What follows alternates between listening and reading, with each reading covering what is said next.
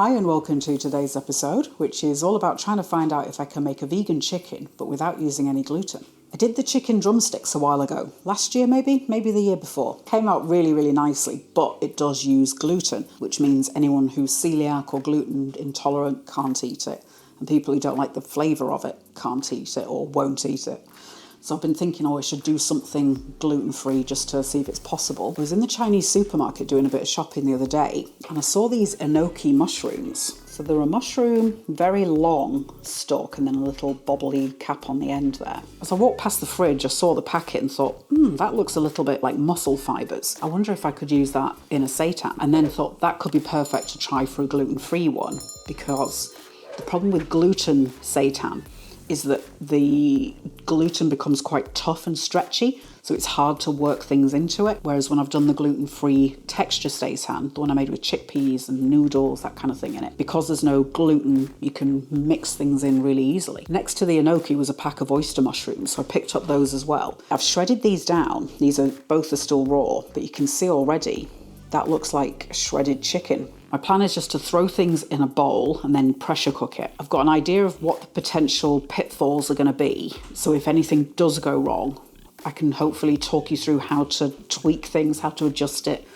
It's probably going to be one of those recipes that's like constant iterations and trying different things each time. If you're thinking, I hate mushrooms, this isn't a recipe for me, it's worth trying these two mushrooms because they're very mild in flavour. We're going to be putting flavour things in there as well, so there's a good chance you won't even notice the mushroom taste. The other thing I'm going to use is some of these vegan pork chops. This is textured soy protein. These are the ones that I've used in the chicken cacciatore and also the steak and ale stew. I'll put links to both of those recipes in the description for you. These come as kind of dried pieces and you just hydrate it in liquid. So I've been hydrating it in chicken flavour stock. That's the packet of pieces that I used if you want to keep your eye out in your local Chinese supermarket. They start out like that.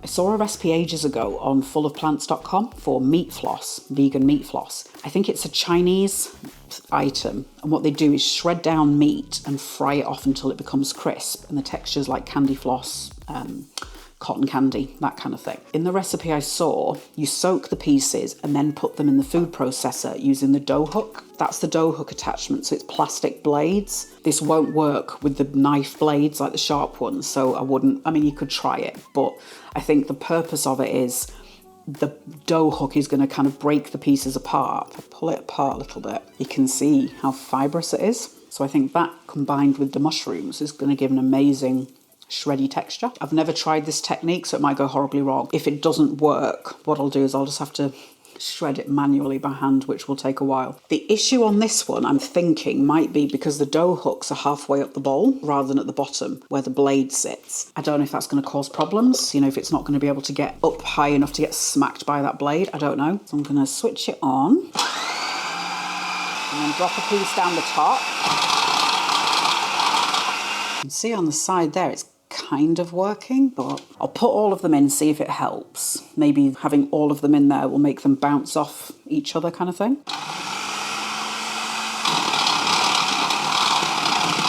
Well, no is the answer to that. I reckon if the blades were down at the bottom, that would work much better. The problem is they're falling under there and there's no way of them lifting back up again. By hand it is. So they do split really easily. They shred apart. Perhaps if you've got kids, it's a nice little job to keep them quiet. Get them involved in cooking. That's all of it shredded down. And you can see that really does look like chicken breast already. Still a bit unsure exactly how to do this, if I'm honest. I initially thought about cooking the mushrooms first because then they'd be pliable and easy to kind of manipulate into shape and to get some of the moisture out. But then I thought perhaps leave them raw, and then as they cook, the moisture will release and I can use that moisture and then add in some binding agents and kind of create the solid part of it using the juice from that. I'm wondering whether to microwave the mushrooms for 30 seconds to a minute maybe, just to get them to start wilting, just so they're not quite as stiff. Put them in the bowl and I've kind of mixed them up. I might cover that with a plate just to keep all of the moisture trapped inside. So I'll show you them in the kind of raw state and then do another comparison once they've been microwaved so you can see kind of what I'm after. Mushrooms have had 30 seconds. Let's have a little feel. So they do feel a little bit limper, a bit easier to manoeuvre. I think I'll do another 30 seconds and that should do it. I think I'm going to do another 30. Yeah, I just want them a touch softer. And that will depend on the wattage of your microwave. If yours is like very high powered, just do maybe even 20 seconds at a time. So it's time to start building the thing. So there they are. So then I'll add in the shreddy pieces, the soy pieces. I'm trying to evenly distribute the soy in amongst the mushrooms as much as I can at this stage. So kind of pick it up and let it scatter as it falls a little bit. This is going to be a really versatile mixture to have because you can do like a pulled pork kind of thing, you know, anything that would have shredded meat in it. It will work really well for that. Starting with a really good guzzle of olive oil. So that's probably 3-4 tablespoons. I'm going to use some soy protein isolate, bodybuilding supplement. You could probably use pea protein as well. So I'll do 10 tablespoons of the soy protein. I'm going to use carrageenan kappa in this one, a gelling agent. It's made from seaweed. It's used a lot in vegan cheese because it's got that nice kind of rigidity to it. I'll do 1 tablespoon of the carrageenan. And I think I'll do 2 tablespoons of tapioca starch. I'm very much making this up as I go along. So I have no idea if this is right or not. I'll now start adding in the flavourings. I'm going to do 4 tablespoons of chicken flavour stock powder. I use the Muscle brand. They do beef flavour, I think they do a pork as well. I'm going to do a 1/4 teaspoon of salt. That stock powder's got salt in it as well, so I'm just very wary of over salting it. And I'll do a 1/4 teaspoon of MSG. That will give a nice amount of savouriness to it as well. I've got some celery powder here. This is just celery that I dehydrated. I'm going to do a 1/2 teaspoon of that. And I'm going to do, I think, the juice of 1/2 lemon. And I'll start bringing this together as best I can. I just saw the button off the lemon and now I can't see it. Oh, that's frustrating. So I want all of the strands to get covered in some of that dry mixture. I'm trying to decide whether to add liquid into here. I don't know, but that's holding together perfectly. That's exactly what I'm after. Yeah, I don't think I will add any more liquid. So I'm going to kind of rub it, just really to make sure everything's got a little light coating of the dry mixture, because then as the mushrooms start releasing liquid, I'm hoping that's going to react with the carrageenan and the tapioca and start binding it. Wow, let's do a kind of chicken breast shape, see how many we can get. I reckon 5. Quick note on the reason why I've put lemon and celery in there. I dehydrated a whole like head of celery and a lemon, and as it was drying out in there, the house smelled like grilled chicken breast. So I guess there's something in there, in both of those, that when they combine together, releases that smell of like grilled chicken. You could use celery salt maybe instead of the dried celery. If you finely grate celery, put it in a little muslin cloth and squeeze it out. You've got like celery juice. You can do it that way. So there's different ways of getting it in there. I'm now going to shape and wrap them ready to go in the Instant Pot. I think what I might do is do a couple in baking paper and cheesecloth, like a muslin cloth, and a couple in baking paper and foil. The thought process is when it's in foil, it's more or less completely sealed against moisture. Whereas with the cheesecloth, it's going to let the steam into the inside, and then that might extra hydrate the things. So it's worth trying the 2 different ways to see which is a nicer texture because of the gelling agents that we put in there. This is going to be a bit of a faff, I think. I might not get the shape that I want doing it this way, but we'll see. Got some kitchen twine there, and I can use that to seal the muslin at either end. I've cut a long strip, put the piece at the bottom end, and then I think I'll roll it up. I've got that kind of thing. That's the cheesecloth that I'm going to use. This was actually the lining from some IKEA curtains. So use whatever you can find. Put a piece of string on. I think I might wrap it 2 or 3 times around. Tie a little knot. And then same at this end. So there we go. Like a little Christmas cracker. The reason for doing it in the baking paper is if you do it directly on muslin, it's going to get trapped in the mesh of it. So I've kind of twisted the end of the paper. I tuck that under. These ones are going to be trickier to keep that kind of breast shape, but fine. Pack it there.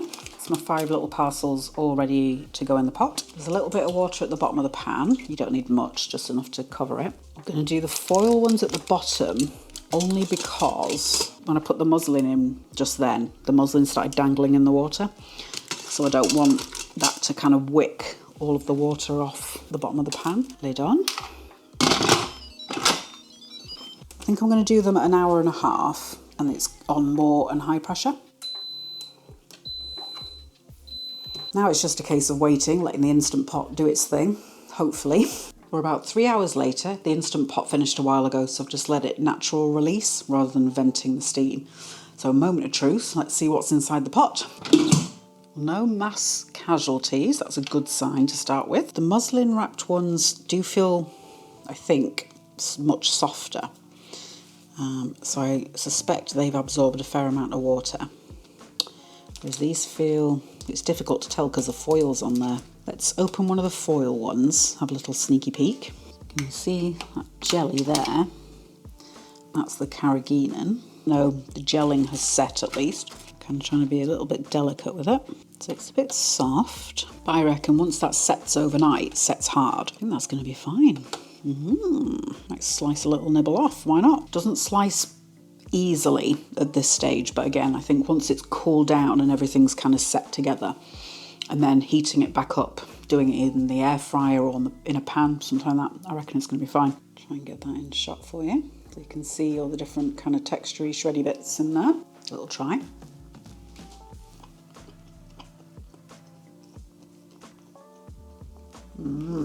Very thigh-like, like chicken thigh.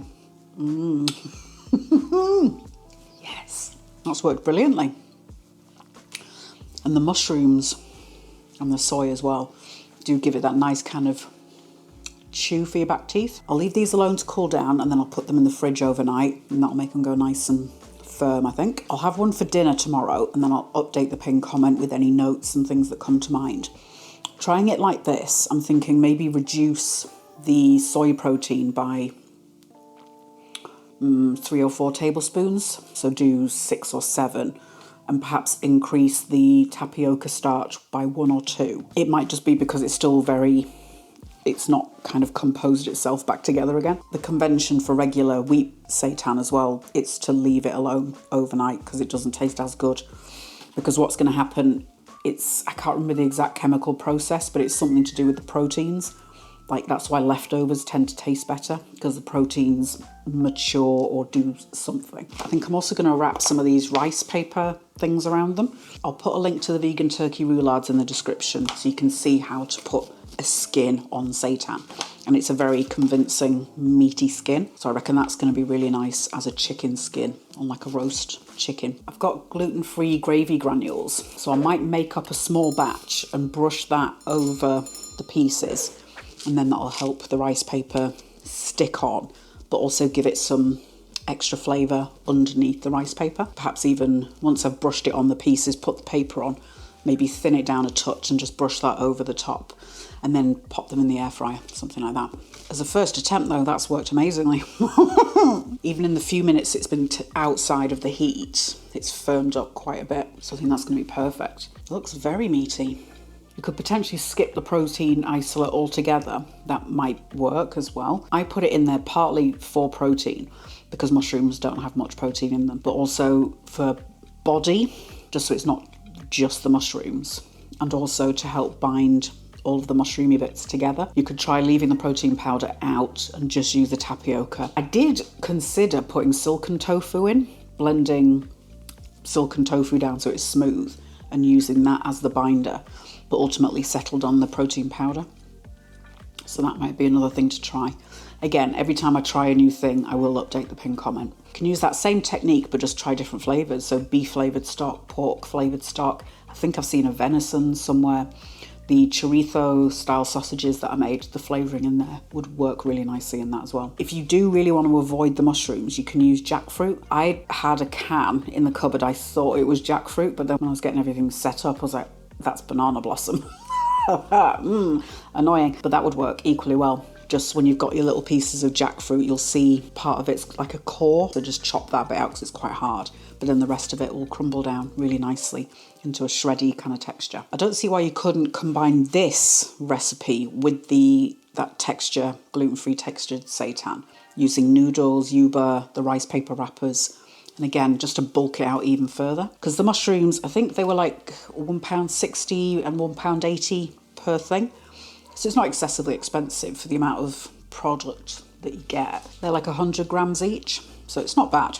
But if you want to stretch it out, just start throwing some other dried bits in there as well, not a problem. Or you can even cook them off and add, if you've got leftover spaghetti or noodles, that kind of thing. All in all, another successful experiment, which does my heart some good. When I unwrap these things, I feel a bit like the resin artists you see on YouTube who they get a bit anxious when they flip the mould, take the thing out of the mould because they've got no idea what it's going to look like. That's kind of what this feels like. I'll also let you know in the pinned comment if there's a difference in texture between the foil ones and the muslin ones. Again, this one's firming up quite a bit now that it's out of the heat. It's that part of the video I say a great big thank you to all of my supporters on Patreon. Love having you on board. If you want to join up, I'll leave a link down in the description for you. I post early access to videos, polls on which episode you'd like to see next. I'm also sharing some of the craft projects that I've got on the go at the moment as well. Hit subscribe if you want more vegan and sometimes gluten-free recipes delivered to you freshly each week. If you want to be notified as soon as they're ready, make sure you turn on notifications. While you're waiting for the next one, drop a little like down below and then have a look at this.